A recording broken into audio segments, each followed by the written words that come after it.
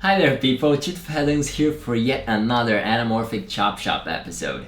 For this video I teamed up with one of my great friends here in Vancouver, Fernão Morato, for some part designing. As you might remember from my review for the Panasonic LA7200, I once made an extra piece that fitted perfectly in the front of the adapter, and it created 105mm filter threads for attaching diopters or anything like that. It was a great add-on, but I had to glue it to the front of the lens, and also I got some vignetting from the filter threads because they were too tall regarding the glass. When I sold my old Panasonic, I threw this piece along in the deal.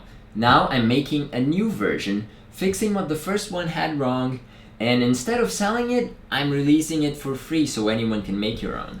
I sat with Fernão and we worked on the design so the piece would fit snugly inside the adapter, requiring no glue but just pressure.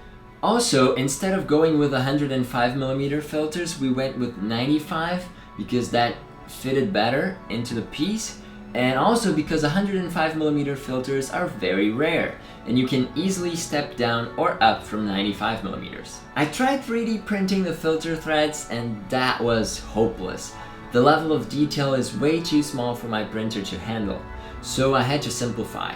That meant getting it laser cut out of a 6mm thick acrylic piece and cutting a hole in the middle to slot in a 95mm filter ring without the glass and glue it in place. The cut's a little bit loose so you can easily slot it in and out.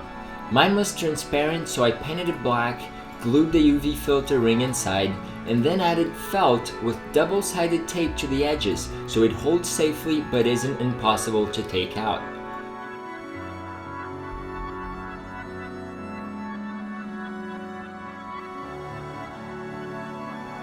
I know the part introduces a little bit of vignetting, but that can be easily cropped out if it even bothers you, and that's only on the widest angles, like from 28mm to 32-ish millimeters, so it's a very specific situation.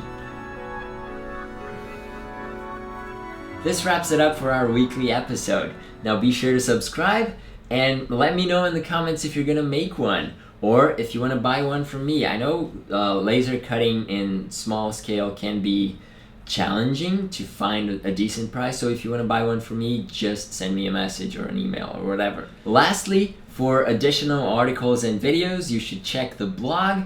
I'm Chitfhelings, and I'll see you next week.